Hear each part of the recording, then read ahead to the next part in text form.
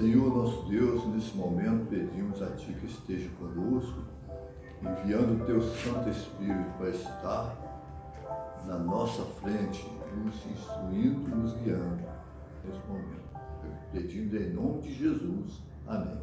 Apostasia nos últimos dias. Apostasia da igreja nos últimos dias. É claro que eu estou falando da igreja cristã. A igreja que deveria estar envolvida amplamente na mensagem do Evangelho. Infelizmente, grande número dos denominados cristãos tem se afastado da verdade. Claro, da verdade apostólica. Sempre tem havido duas classes entre os cristãos, né? Aqueles que professam ser seguidores de Cristo, né? Enquanto uma dessas classes estuda a vida do Salvador e fervorosamente procura corrigir os seus defeitos, né? E fervorosamente proceder corretamente de acordo com o Evangelho, de acordo com o modelo, né? A outra parte evita, né, seguir as mensagens puras do Evangelho e conformar-se com o mundo, conformar-se com o mundo, que é muito triste, né? Porque as práticas do Evangelho expõem os erros e muitos não querem que seus erros sejam expostos. Tem havido entre, né, os professos cristãos aqueles que se encontram em apostasia, né? Eles não são fervorosos à causa do Mestre e nem procura seguir os ensinamentos, né, os princípios bíblicos de acordo que o Salvador deixou para cada um de nós. Lá em João 8, versículo 32, diz assim: e conhecereis a verdade, e a verdade vos libertará. Não há, porém, união entre o príncipe das trevas, né, e o príncipe da luz. O príncipe das trevas é Satanás, e o príncipe da luz é o Senhor Jesus. Então não existe concórdia entre o Filho de Deus e aqueles que seguem as práticas do mal. Mas o Senhor Jesus dá liberdade para as pessoas escolherem seguir o bem. Então há oportunidade para aqueles que se encontram em apostasia rever os seus procedimentos e se entregar completamente ao Salvador. Quando os cristãos consentiram em se unir àqueles que não eram senão meios convertidos, o que aconteceu? Eu digo assim, aqueles que saíram do paganismo enveredaram o caminho que levou mais e mais à apostasia. Levaram mais longe da verdade. Então a verdade como ela é em Jesus Cristo. Aqueles que saíram do paganismo continuaram ainda com a sua prática pagã. Mas a igreja, na época, permitiu que eles vivessem de acordo com as suas crenças, a sua maneira de pensar, desde que eles aceitassem as direções da igreja, né, que professava seguir a Cristo, a igreja papal, porém a idolatria se espalhou dentro da igreja cristã. História da Redenção, página 324.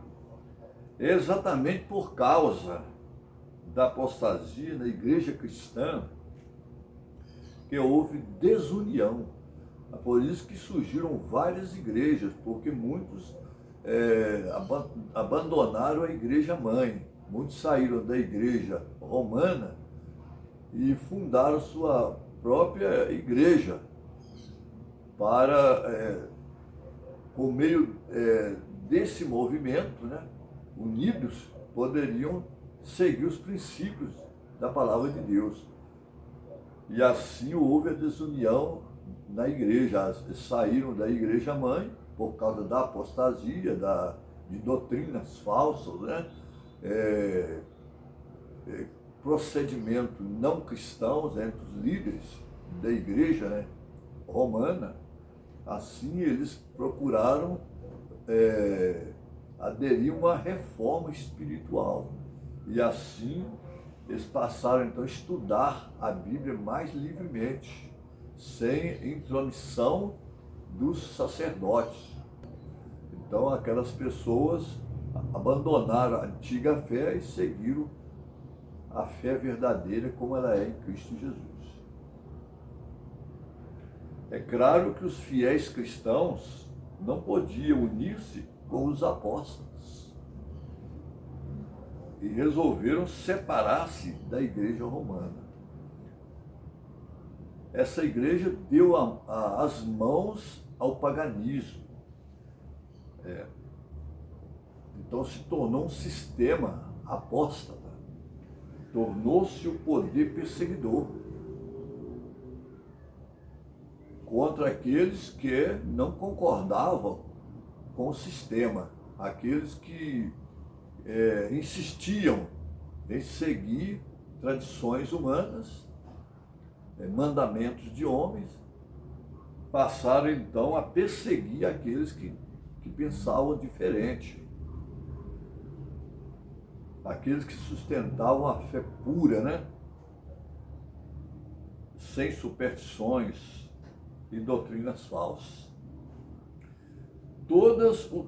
A Bíblia diz o seguinte: todos os que piamente querem viver em Cristo Jesus padecerão perseguições.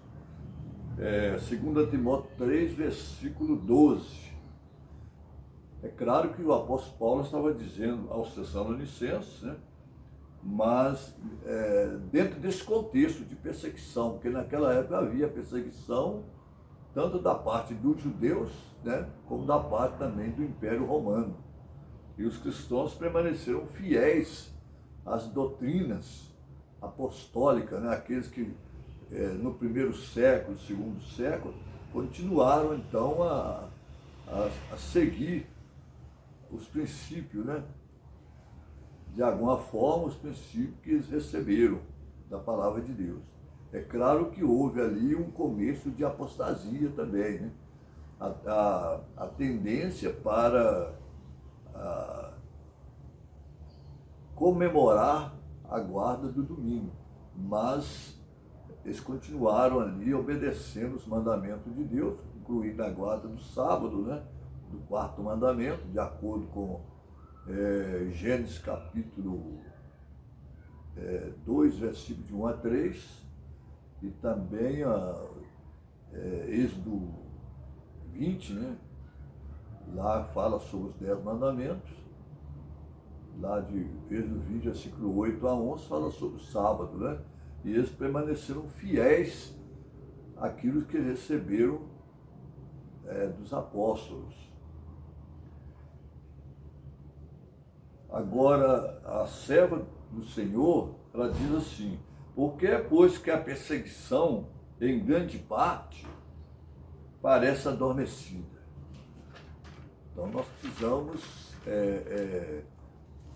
ver por que hoje, em várias partes do mundo, os cristãos vivem uma vida tranquila, né? Uma vida sem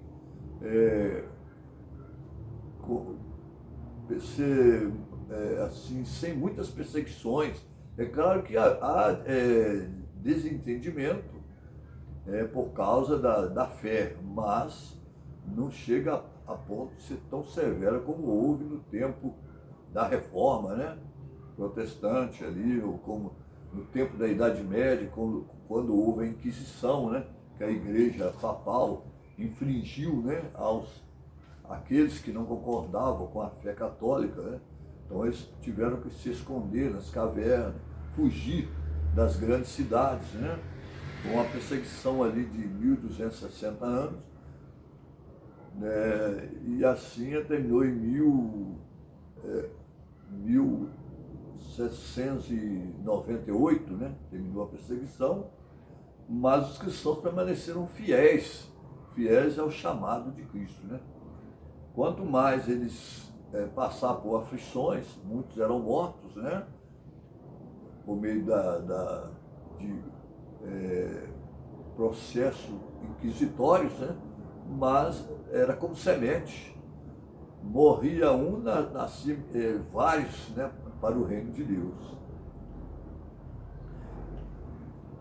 E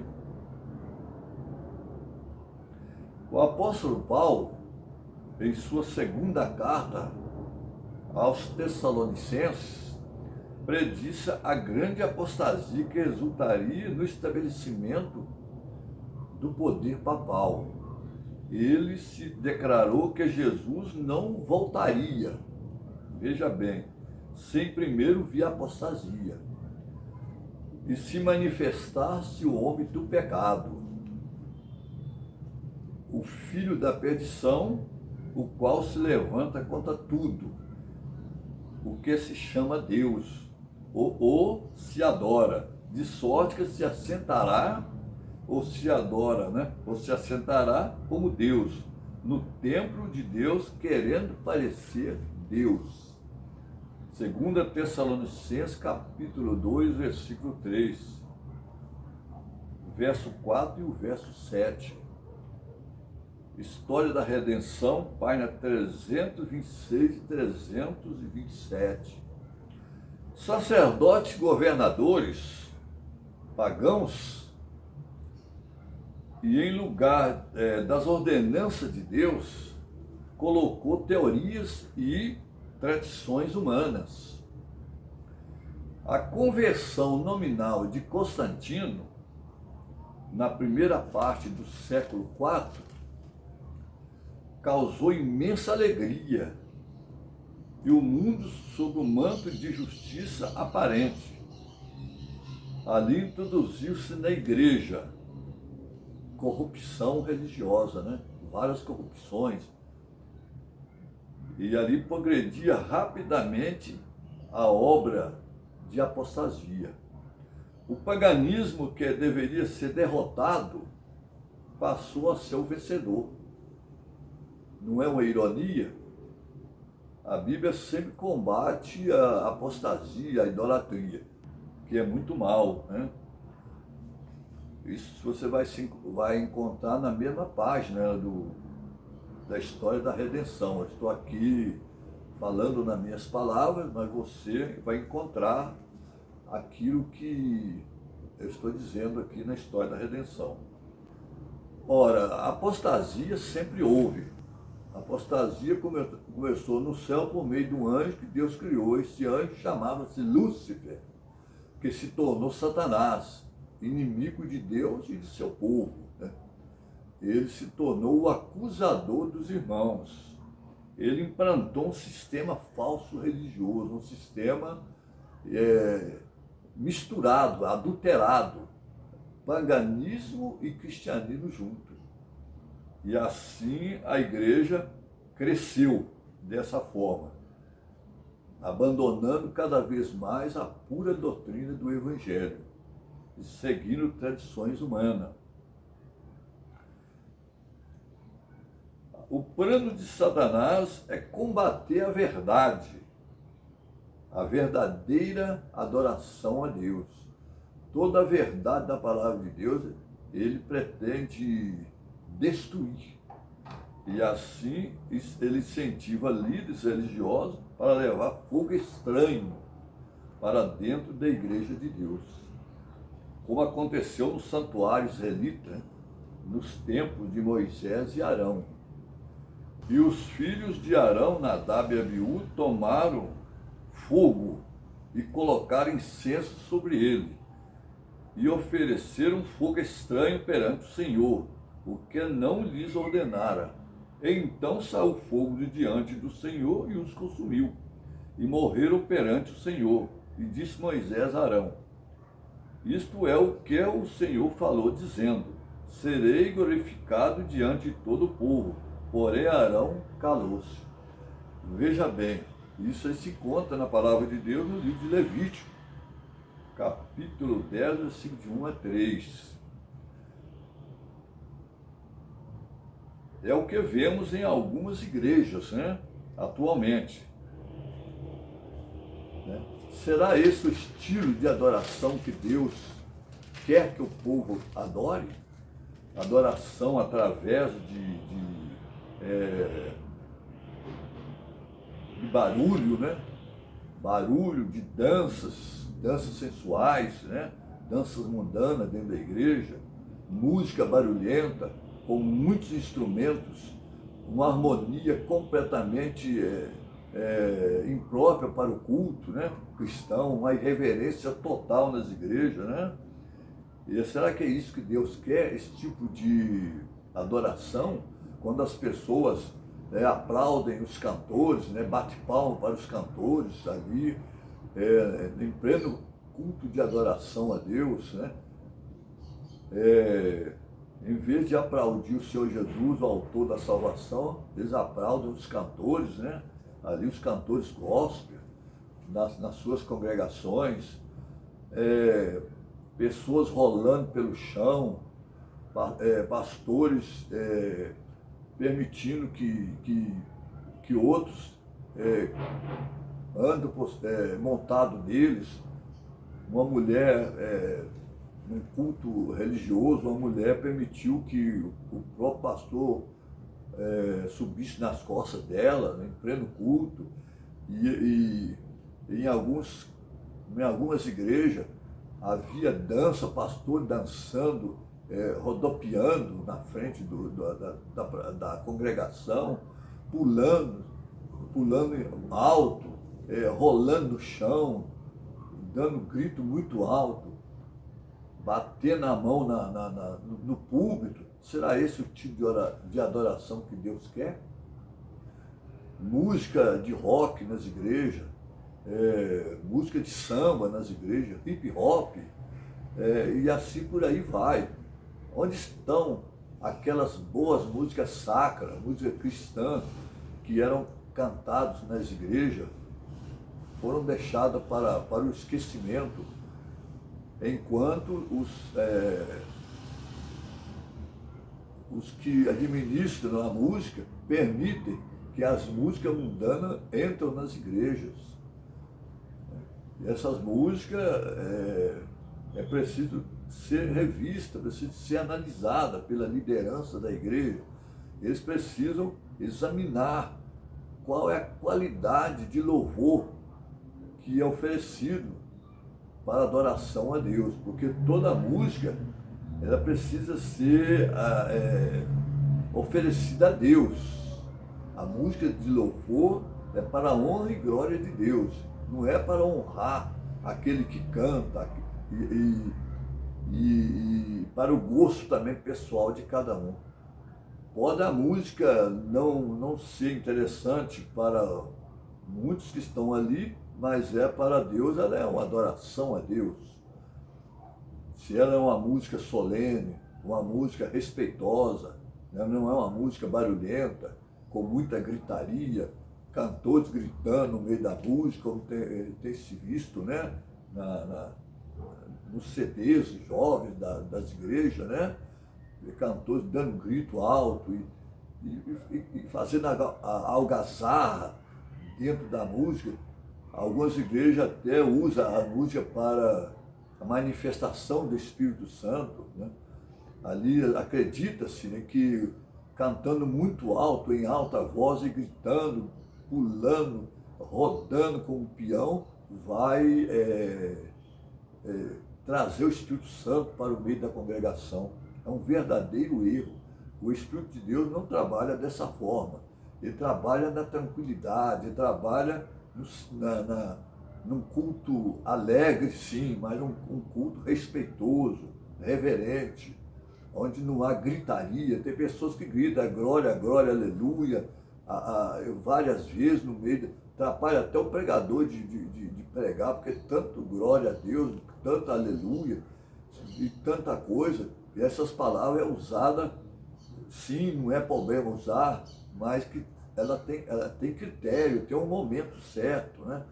Quando diz ali, glória a Deus, amém, esse amém é para finalizar um pensamento ali, que quando o pregador diz assim, o Senhor Jesus, ele ressuscitou para a nossa salvação. Aí o pregador pode dizer amém, não tem problema nenhum, mas amém toda hora, amém, glória a Deus, aleluia, gritado em alta voz, aquilo é uma irreverência tamanha. Então é coisa que às vezes parece interessante, mas não é. Tem coisa que é desrespeitosa, não convém. Nem tudo convém. Nem tudo que você acha certo pode ser usado naquele momento.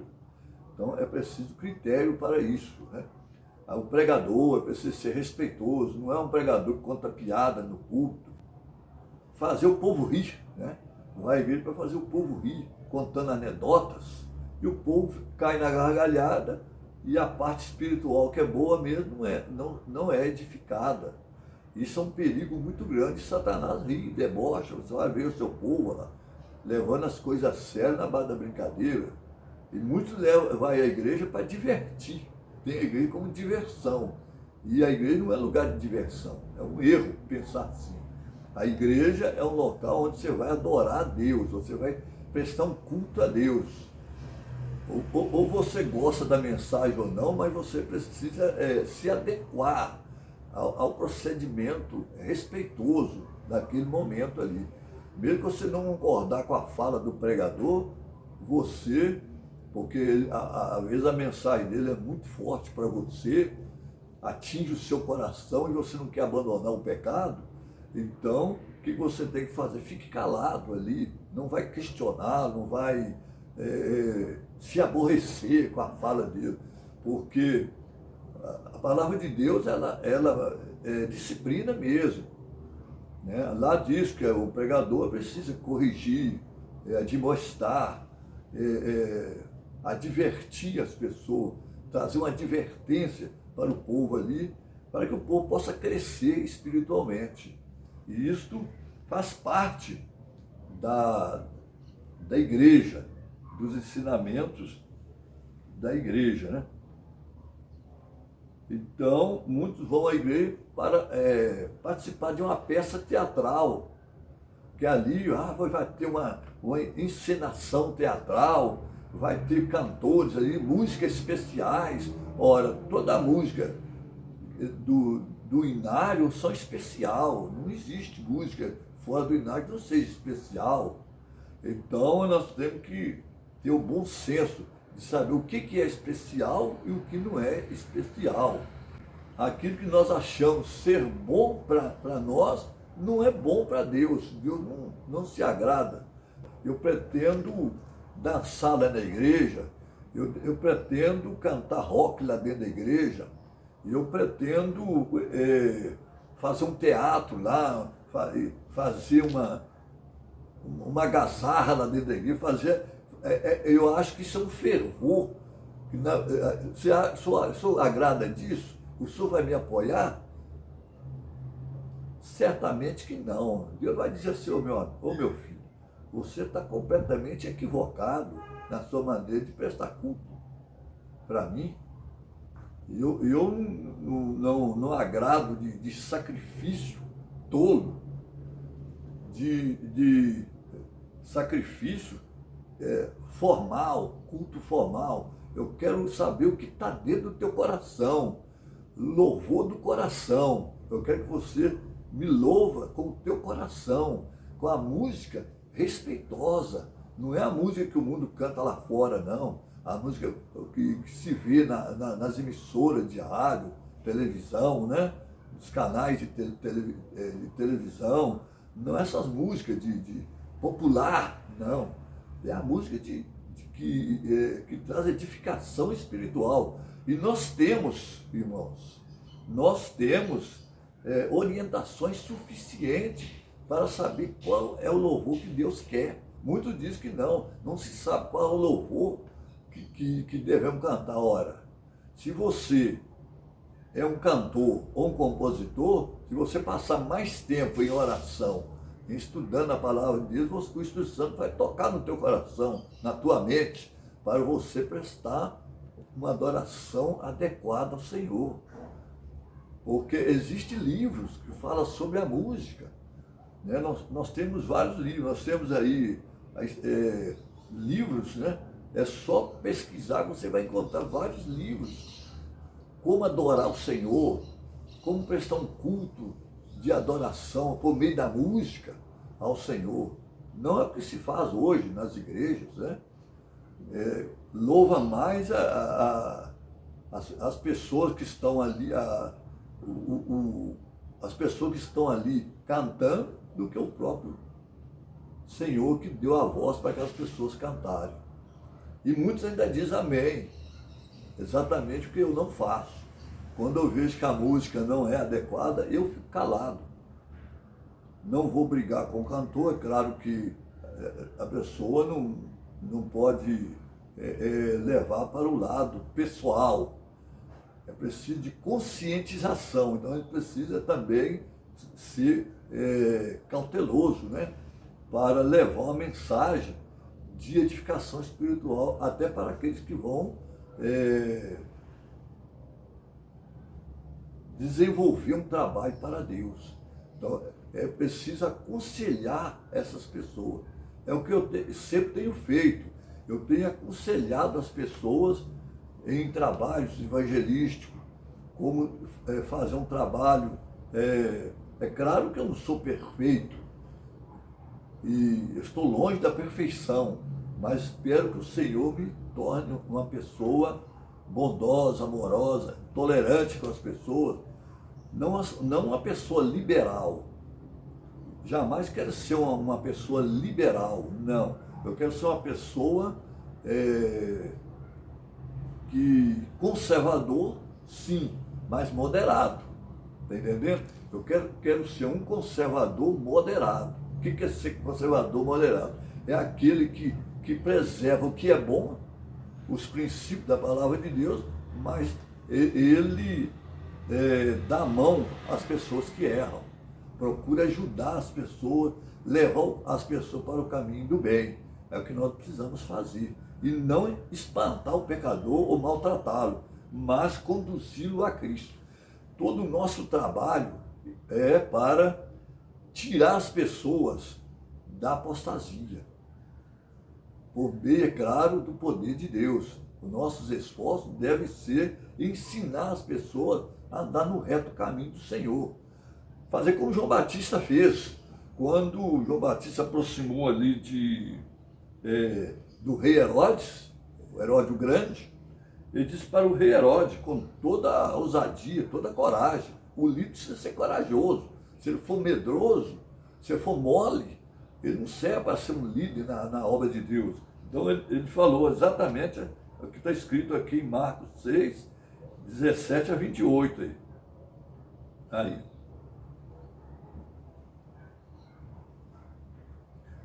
Ele disse para Herodes que ele não tinha o direito de estar casado com Herodias, porque ela já era de outro, ela já pertencia a outro. Então ele falou para você: não pode fazer isso. Pronto. Falou diretamente para o rei.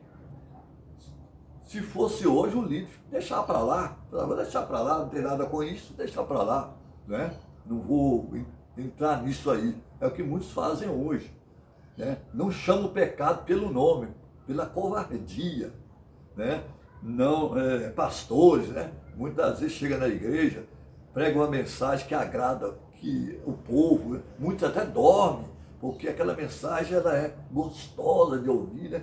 Para a pessoa dormir na igreja.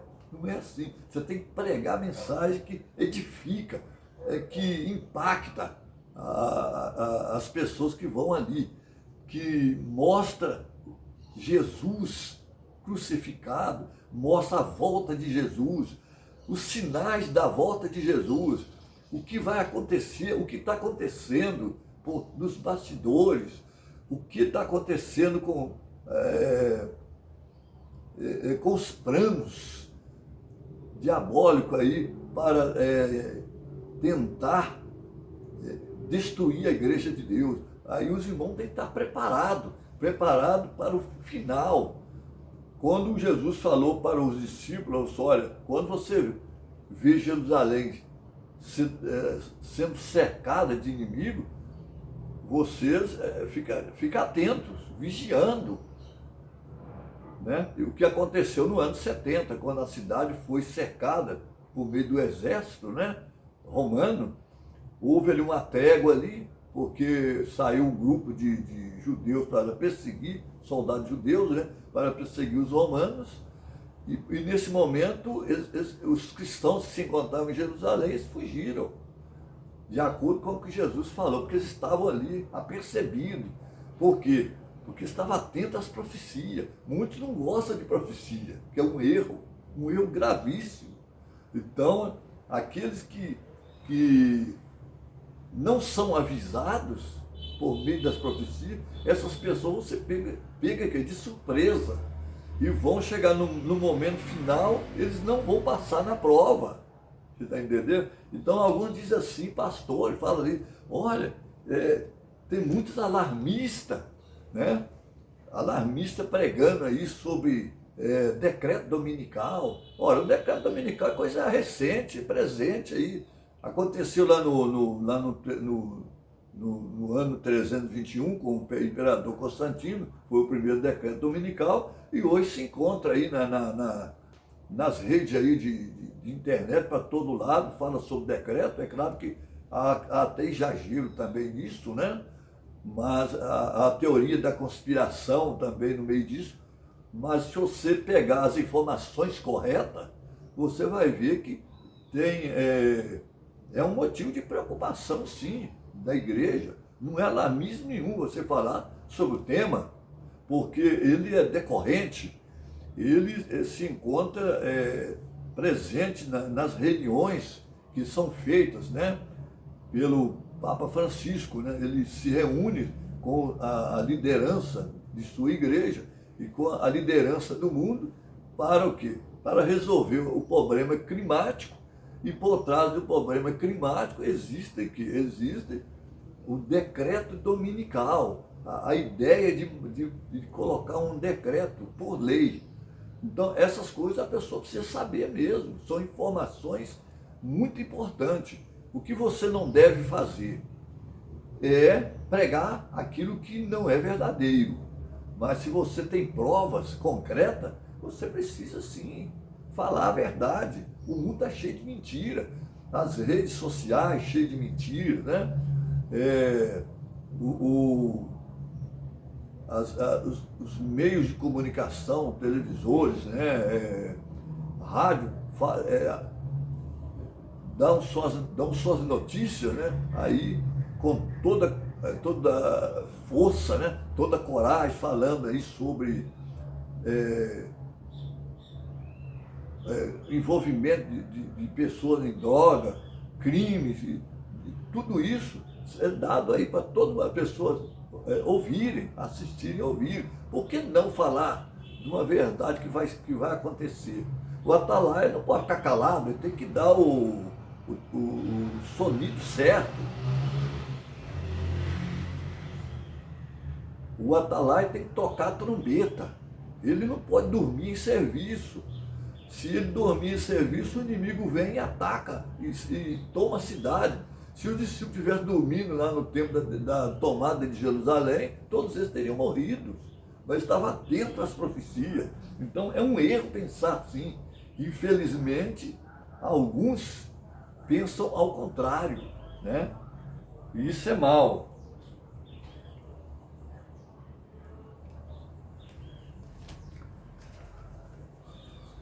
No tempo de Elias, veja a apostasia no tempo de Elias. Muitos estavam apostatados, seguindo o quê? A Baal e a Será, né? E ali Elias teve que enfrentar os sacerdotes de Baal. Se ele fosse um camarada acovardado, ele falou, vou deixar para lá. Mas Deus falou com ele foi lá e desafiou os profetas de Baal.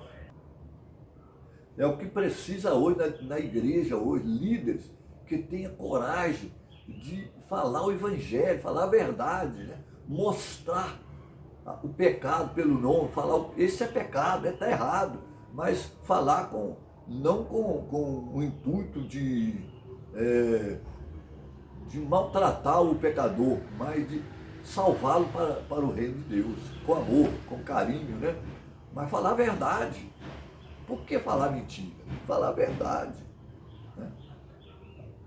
Os líderes são chamados, e o povo também faz parte da congregação, é pregar o verdadeiro evangelho, não um evangelho água com açúcar, um evangelho popular, que não vai, tudo vai se dar bem, você vai ser feliz financeiramente, tudo vai dar bem, não. O líder ele tem que falar, você só vai se dar bem você seguir.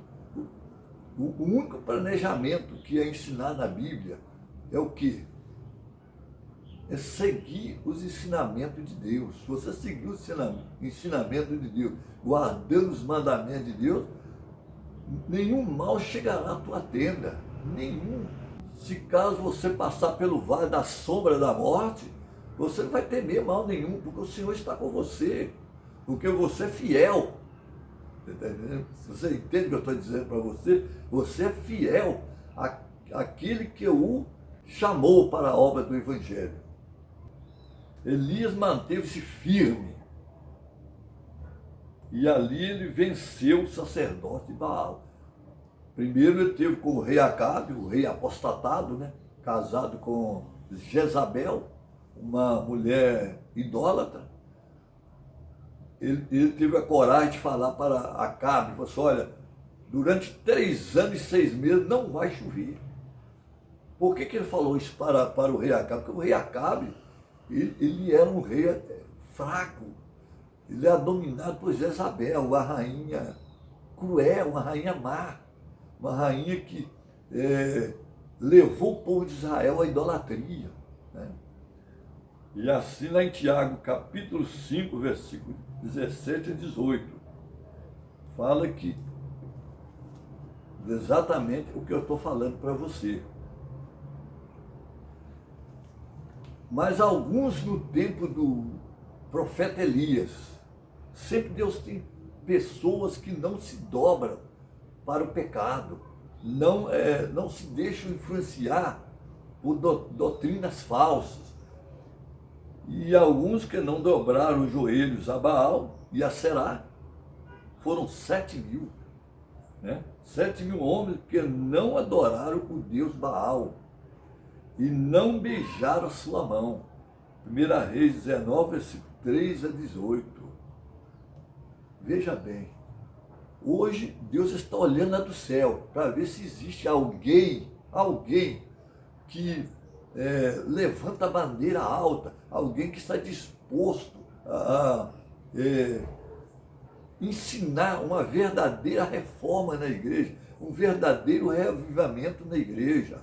Isso que precisa de homens que não se vendem, não abrem mão dos princípios, né? Homens que não sejam liberais, mas homens que conservam o puro evangelho, com moderação, é claro, mas ele é fervoroso a Deus, procura servir a Deus. É essas pessoas que Deus procura, os verdadeiros adoradores, não adorador de Baal, aqueles que dançam diante da idolatria, que seguem música mundana, praticam teatro artístico, semelhante a criado por Hollywood, né? Outro exemplo de adoração fiel e correta foi a dos 3 jovens. Quando o rei Nabucodonosor fez uma estátua de ouro em sua glória, ele a colocou no campo de Dura, na província de Babilônia, e exigiu por lei que todos prestassem adoração àquela imagem. Quando a orquestra musical tocasse, era o sinal para que todos se prostrassem em adoração àquela estátua. E assim sucedeu. Quando a orquestra tocou, as pessoas ali presentes prostraram e adoraram a imagem, com exceção de 3 jovens, que não prostraram para adorar aquela imagem. Eles se mantiveram em pé, e isto lhe custaram a própria vida, né? Depois de dizer para o rei que não adoraria a imagem que ele levantou, foram imediatamente jogados na fornalha ardente. Deus os livrou de serem consumidos pela chama. Glória a Deus. Aí você pode falar, aleluia, glória a Deus, amém, né? Daniel 3, versículo 1 a 30. Se esses jovens estivessem em apostasia, você acha que eles passariam no teste? Claro que não. Eles seriam também adoradores daquela estátua.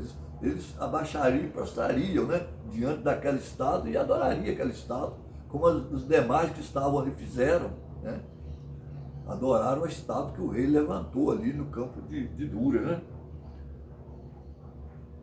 Então, o que leva à apostasia? A apostasia leva à frieza espiritual, à falta de fervor, à falta de compromisso, à falta de amor também, uns para com os outros.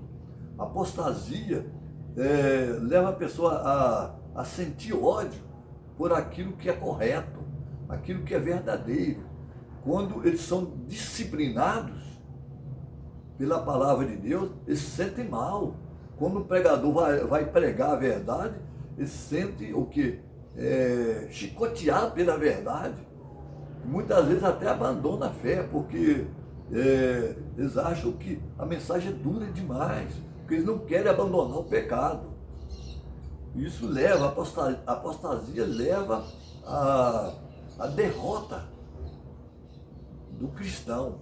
O cristão apostatado, ele está enfadado ao insucesso, né? Por isso que existe ali um remédio. Existe um remédio. Qual é o remédio? O remédio é o que? Cristo. Cristo trabalha no coração, transforma a vida. É o único que pode mudar o teu e o meu coração. Se você se sente longe do Senhor, então você entrega a sua vida a Jesus. Porque todos nós somos sujeitos ao pecado, mas não devemos ceder a ele, não devemos abrir mão daquilo que Jesus fez por nós na cruz do Calvário, trazendo para nós uma libertação, né? Lá em Isaías 43, versículo 25, eu mesmo sou o que apago as tuas transgressões, por amor de mim, e dos teus pecados não me lembro. Amém.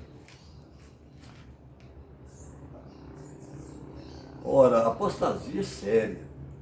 Em 1846, surgiu um movimento denominado Movimento da Santificação Consumada. Membros praticavam magnetismo, caíam em êxtase, não trabalhavam e diziam estar preparados para trasladação. Então isso surgiu em 1846. Já em 1848, isso é para você ter uma ideia, que a apostasia ela é antiga, né? Ela já vem desde o princípio, né? lá em 1858 surgiu um movimento dos selados na Nova Inglaterra. As pessoas não poderiam pecar. Mas como assim? É claro que não é bom pecar mesmo, não, mas as pessoas não poderiam pecar. Se caso pecasse, ela estaria excluída daquele grupo. Não pode pecar. A pessoa não pode pecar. É proibido pecar. Veja bem. Mesmo que se ela quisesse pecar, não poderia. Não, não pode. Você não pode pecar. De jeito nenhum. É uma lei que você não pode pecar. Então, lá em 1855, houve um movimento da falsa humildade. Veja bem. Crentes rastejam como animais nas ruas, até a igreja. Então é uma forma de mostrar, eu sou humilde. Então, eu fazendo uma exemplificação, eu deitava na rua e saía arrastando assim, até chegar na porta da igreja. Era chamado movimento da falsa humildade. Se deu em 1855. Veja bem que não é longe isso aí, né? De longa data, né? Agora, em 1888, ocorreu uma coisa mais perigosa ainda. O legalismo, né? Que estava tentando impedir a doutrina da justificação pela fé, que é o mais perigoso ainda, né? E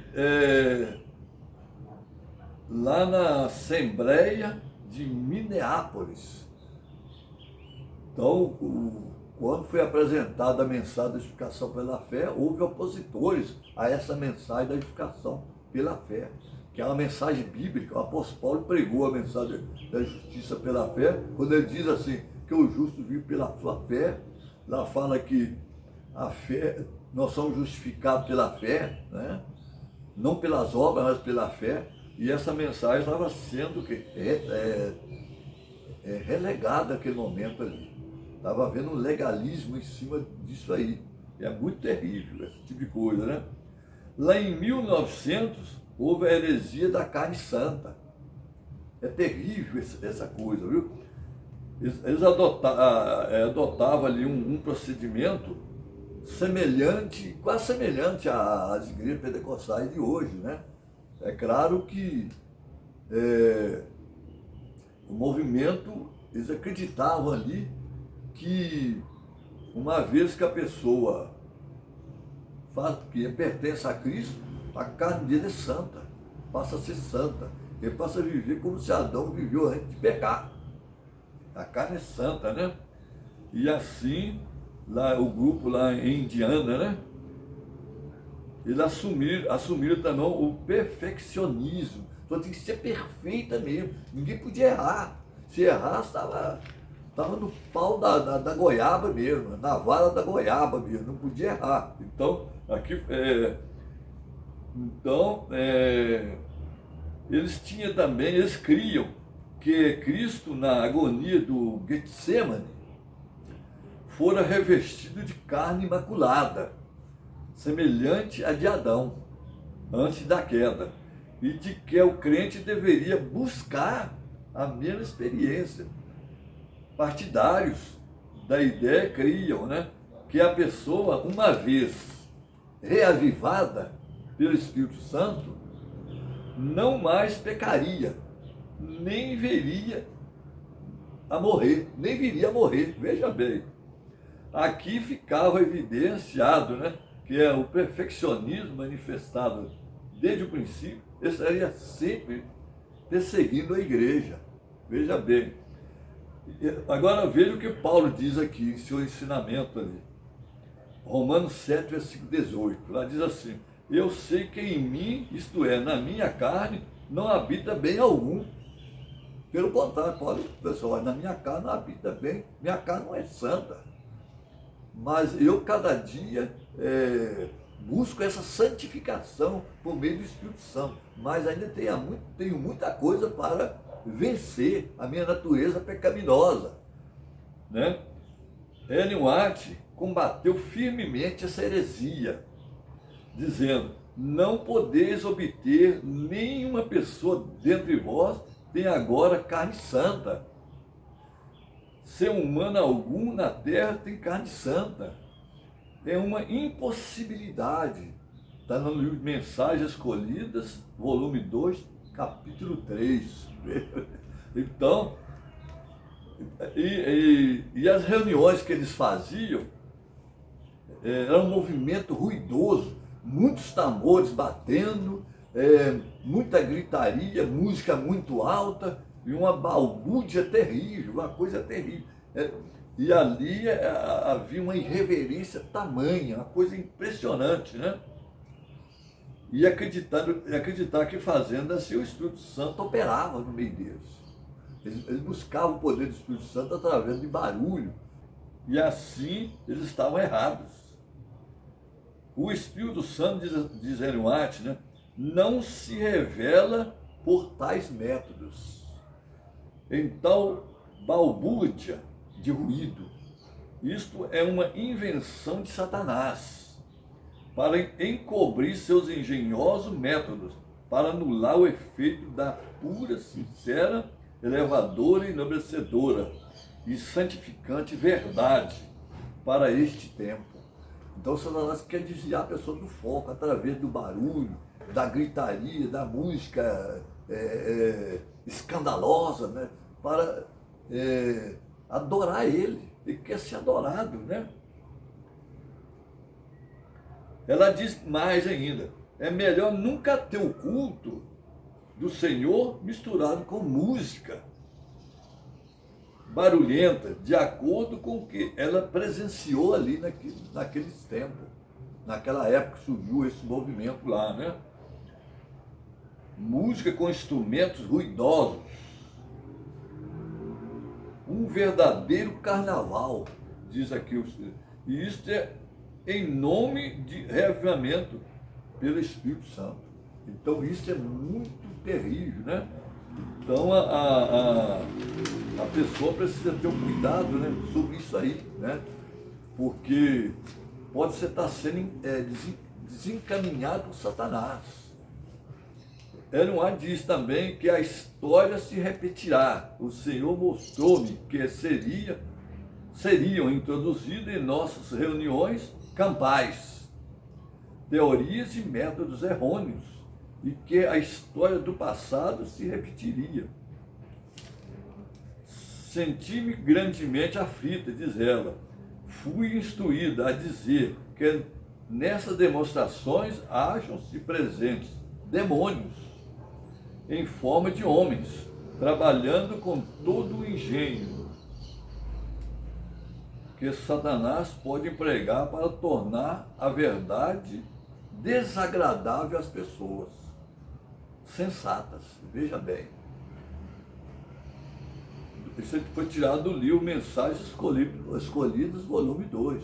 Você for lá, você vai encontrar Mensagens Escolhidas, volume 2, capítulo 3. Ali fala sobre o que aconteceu lá em Indiana, né? Agora eu quero que você entenda. O objetivo desse vídeo não é causar raiva em você, mas instruí-lo, mostrar a você o caminho certo, incentivá-lo a estudar mais a Bíblia para a nossa edificação espiritual. E se você fizer isso, você vai um dia estar na presença do Senhor por meio da luz da palavra de Deus, o erro e a solução para escapar, né, dele. Nós precisamos saber também a solução para escapar do erro, né? Se essa mensagem for atendida, certamente você estará preparado, você vai estar preparado para subir com Jesus quando ele vier na nuvem dos céus. Você não vai ser levado pela idolatria, não vai ser seduzido pelos engodos de Satanás. E você vai ser levado como vencedor.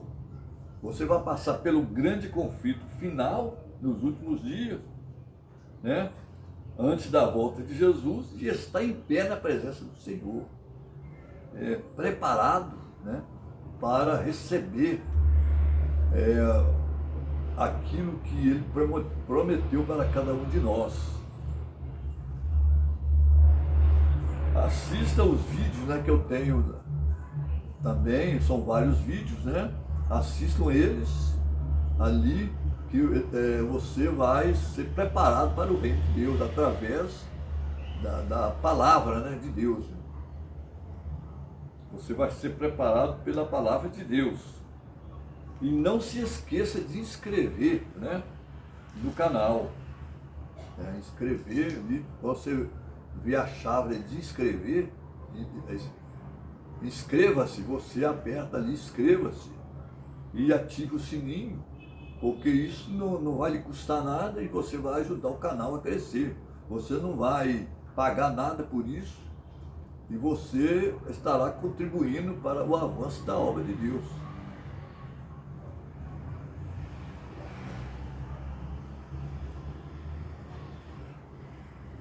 Quando o Senhor Jesus voltar, Ele vai dizer assim: bem-vindo, servo bom e fiel. Você não enterrou o seu talento, você ajudou na obra de Deus, né?